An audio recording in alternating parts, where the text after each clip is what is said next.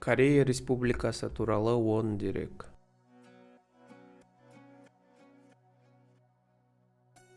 Корея Республикасы Тэхан Мингук бұрын Корея Республикасы деп аталған, ресми бекітілген қысқартылған атауы Корея. Хангук немесе Тэхан таңғы балғындық елі. Корея түбегінде орналасқан Шығыс Азиядағы мемлекет.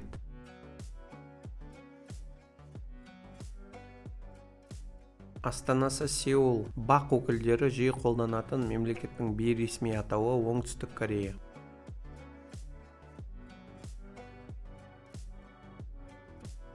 Корея мемлекеттілігі біздің дәуірімізге дейін 3-4 ғасырлардан басталады. Екінші дүниежүзілік соғыстың нәтижесі бойынша Корея бұрын Жапония империясының қол астында болған кезде КСР-ның қарамағына өткен солтүстік бөлікке, ал оңтүстік бөлігі ақш-тың қарамағына бөлінді.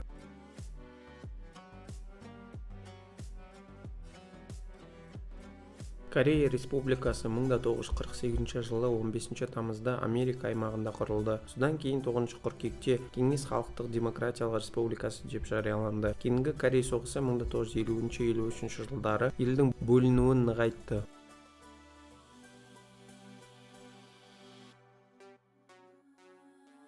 Корея Республикасының мемлекеттік басшысы президент болып табылады.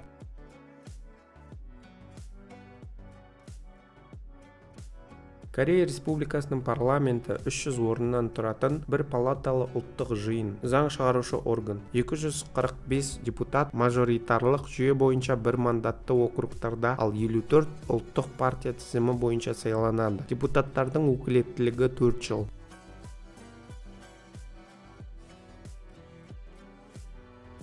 Парламентке депутаттарды сайлау 1948 жылдан бастап жүргізілуде. 1972 жылдан 1988 жылдар аралығында елде диктаторлық жүйе болғандықтан жалған сайлаулар жүргізілді. 1998 жылдан бастап Оңтүстік Корея демократиялық ел болып есептеліп, сайлау 5 жылда бір рет жүргізілетін болды.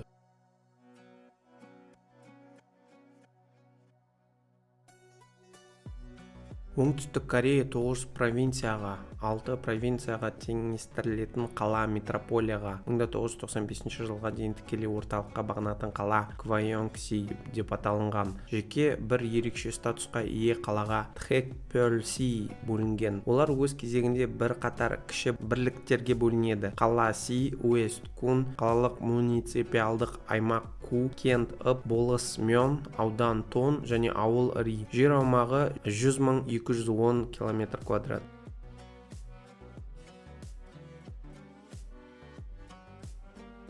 Корея Республикасының түпкілікті әрі негізгі халқы корейлер. 19 ғасырдың аяғынан бастап бұл жерде 10 мыңнан астам қытайларда қоныстанған. 2006 жылғы сарап бойынша Кореядағы қытайлар саны 20.700 адамды құрады. Олардың басым бөлігі Тайвань азаматтары. Соңғы жылдары Кореяда шетел азаматтарының саны артуда. 2012 жылғы мәліметтерге сәйкес Кореяда 1,4 миллион шетел азаматтары тұрып жатыр. Олардың 293 мыңы елде қысқа мерзімді виза арқылы, 944 мыңы ұзақ мерзімді виза арқылы, ал 188 мыңы тұрғылықты мекенжайымен тұрып жатыр. Шетелдіктердің жартысынан көбі Қытай Халық Республикасының азаматтары. Оның ішінде 1/3 этникалық кәрістер. Халық саны 51,74 миллион 2021 жылғы мәліметтерге қарағанда.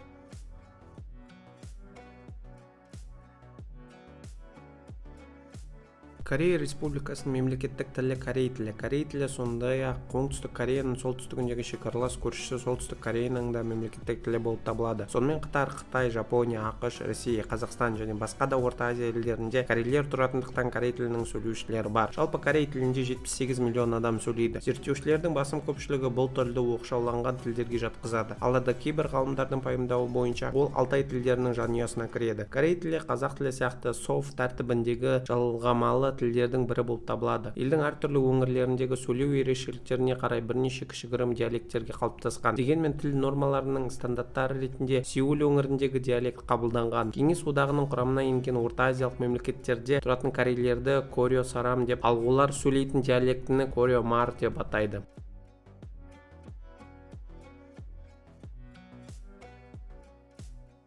Назарларыңызға рахмет.